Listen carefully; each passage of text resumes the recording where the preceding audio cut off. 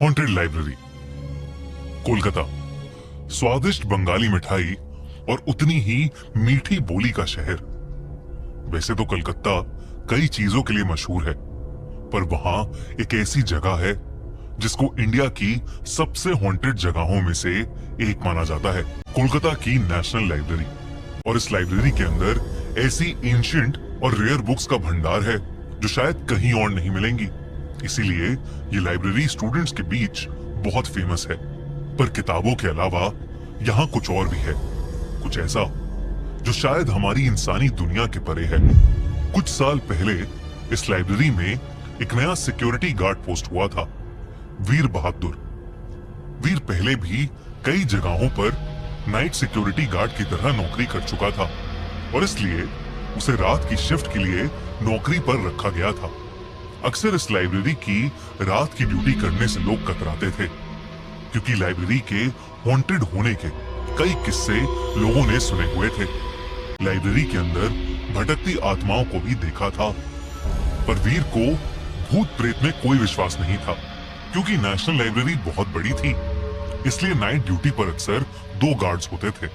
वीर को western lawn की देखभाल के लिए अपॉइंट किया गया था। दिन के समय लाइब्रेरी में कई बच्चे आते थे, पर रात में लाइब्रेरी अक्सर बंद ही रहती थी। उसे बस ये ध्यान रखना था कि कोई लाइब्रेरी में रात में ना घुस आए और बुक्स चोरी करके ना ले जाए। पहली कुछ रातें वीर के लिए बिल्कुल आराम से बीती, लेकिन फिर अमावस्या की एक रात आई। वीर रोज गार्ड रूम में बैठा रेडियो सुनता रहता था, लेकिन उस रात रेडियो फ्रीक्वेंसी पकड़ ही नहीं रहा था। रेडियो के सिग्नल की खोज में गार्ड रूम से लॉन में चलने लगा, पर रेडियो की चरचराहट के अलावा कोई आवाज ही नहीं आ रही थी। बस बीच बीच में ऐसा लग रहा था कि मानो कोई कुछ बात कर रहा हो। फिर कुछ देर बाद एकदम से रेडियो से चरचराहट की आवाज आनी बंद हो गई। तभी अचानक से रेडियो में आवाज आई, टुनाइट इज माय नाइट। ऐसा लग रहा था कि कोई अंग्रेज ऑफिसर गुस्से से बोल रहा है कि आज रात वो किसी को नहीं छोड़ेगा। वो आवाज सुनते ही वीर के हाथों से रेडियो गिर गया। वो पहली बार था जब वीर को घबराहट महसूस हुई। इससे पहले कि वो रेडियो नीचे से उठाता और कुछ समझ पाता, उसे लाइब्रेरी के अंदर से बहुत तेज धमधम की आवाज सुनाई दी। उसने दूसरे गार्ड को फोन मिलाया, पर उस गार्ड का फोन ही नहीं लग रहा था। इसलिए वीर अकेला ही लाइब्रेरी के अंदर चला गया। उसी दिन सौरभ नाम का एक 14 साल का स्टूडेंट भी पढ़ाई करने लाइब्रेरी आया था। वो एक लाइब्रेरी के अंदर वाले कमरे में अकेला बुक पढ़ रहा था। उसे बुक पढ़ते हुए पता ही नहीं चला कि दिन से कब शाम हुई और शाम से कब रात। जब वो घर जाने के लिए उठा तो लाइब्रेरी के उस कमरे का दरवाजा खुल ही नहीं रहा था। उसने दरवाजे को बहुत पीटा, बहुत आवाजें लगाई, पर ना दरवाजा खुला और ना ही कोई उसकी मदद के लिए आया। तब वो पीछे मुड़ा तो मानो उसकी सांसें ही रुक गईं। उसकी आंखों के सामने एक भयानक सी औरत हवा में उड़ रही थी। उस औरत का चेहरा बिगड़ा हुआ था और उसने एक सफेद रंग की ड्रेस पहनी थी। वो औरत सौरभ पर बिना ध्यान दिए बुकशेल्फ्स में किताबें अरेंज कर रही थी। उसे देखते ही सौरभ डर के मारे चिल्ला पड़ा और तब उस औरत ने सौरभ को देखा और एक बहुत डरावने ढंग से वो सौरभ पर गुर्राने लगी। डर के मारे सौरभ एक टेबल के नीचे छुप गया। वो औरत चुपचाप बुक्स लगाती रही और हर थोड़ी थोड़ी देर में टेबल के नीचे झांककर वो सौरभ को देखकर एक डरावने तरीके से मुस्कुराने लगती, मानो कि सौरभ को बहुत ज्यादा डर लग रहा था। लेकिन तभी कमरे का दरवाजा खुला और सिक्योरिटी गार्ड वीर बहादुर अंदर आ गया। सौरभ वीर को देखते ही टेबल के नीचे से आया और वीर से लिपट गया। सौरभ का जोरों से रोना छूट गया। वीर उसे देखकर घबरा गया। उसे लगा कि वो लड़का इतनी देर रात वहां क्या कर रहा है।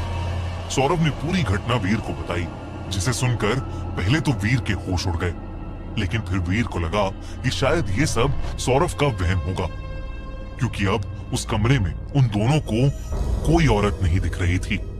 तभी अचानक से लाइब्रेरी के अंदर फिर से बहुत जोरों की धमधम की आवाज हुई। वीर ने सौरभ को लाइब्रेरी से बाहर भेजा और फिर वो उस आवाज के पीछे लाइब्रेरी के बेसमेंट में जाने लगा।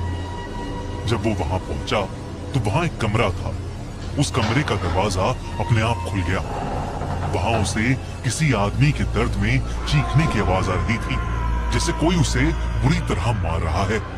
जब वीर उस रूम के अंदर गया तो अंधेरे में उसे ऐसा लग रहा था जैसे कोई आदमी चेन में लिपटा हो। लेकिन फिर जैसे ही उसने अपनी टॉर्च उस तरफ मोड़ी तो वहां कोई भी नहीं था। वापस गार्ड रूम जाते हुए वीर को दिखा कि लाइब्रेरी की लॉन्स के बीचों बीच एक पालकी रखी है जो पहले नहीं थी। वो उस पालकी के पास गया। वो सदियों पुरानी पालकी लग रही थी। वीर ने पर्दे से देखा कि अंदर एक आदमी बैठा है। वीर गुस्से में उस पर चिल्लाया कि वो कौन है और वहां इतनी रात को क्या कर रहा है। लेकिन उस आदमी ने कोई जवाब नहीं दिया। जब वीर ने पर्दा हटाकर पालकी के अंदर झांका तो उसके रोंगटे खड़े हो गए। अंदर एक आदमी था और उसके शरीर पर हर तरफ चोट के निशान थे। उस आदमी ने ब्रिटिशर्स के जमाने के कपड़े पहने हुए थे। पर उस आदमी ने वीर को गुस्से से घूरा और फिर वीर के देखते ही देखते उस आदमी का सर धड़ से अलग हो गया और वीर के कदमों में आ गिरा। ये देखकर वीर इतना डर गया कि वो भागता हुआ सीधा लाइब्रेरी से बाहर चला गया। अगले दिन सुबह जब वो नौकरी छोड़ने लाइब्रेरी गया तो उसे वहां दूसरा पुराना गार्ड मिला। उस गार्ड ने बताया कि इस लाइब्रेरी में कई आत्माएं वाकई में भटकती हैं। नेशनल लाइब्रेरी बनने से पहले ये जगह इंडिया के पहले वाइसरॉय जनरल वॉरेन हेस्टिंग्स का घर हुआ करती थी। अक्सर उनकी आत्मा यहाँ टहलते हुए मिल जाती है। या इस चोटिल आदमी को वीर ने पिछली रात देखा था। वो था फिलिप फ्रांसिस, जो वाइसरॉय से लड़ाई में चोटिल हो गया था और उसकी मौत वेस्ट लॉन के बीचों बीच हो गई थी। वाइसरॉय ने उसकी जान बचाने के लिए एक पालकी मंगवाई थी, पर जब तक वो पालकी पहुंची फिलिप मर चुका था।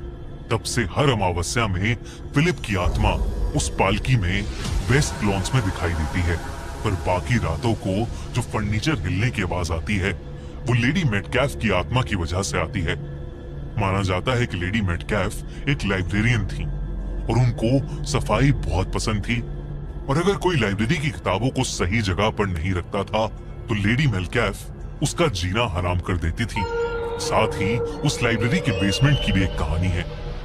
कहते हैं कि पुराने समय में वो एक टॉर्चर रूम होता था जहां कई लोगों को चेन से बांधा जाता था और उन्हें बुरी तरह मारा जाता था। कई मासूम लोगों ने वहां अपनी जान खोई है। उनकी दर्दनाक चीखें कई बार लाइब्रेरी के हॉल्स में गूंजती हैं। इन सब कहानियों को सुनकर और खुद जीकर वीर बहादुर इतना घबरा गया था कि उसने उस दिन के बाद से नेशनल लाइब्रेरी ऑफ कोलकाता में फिर कभी कदम नहीं रखा।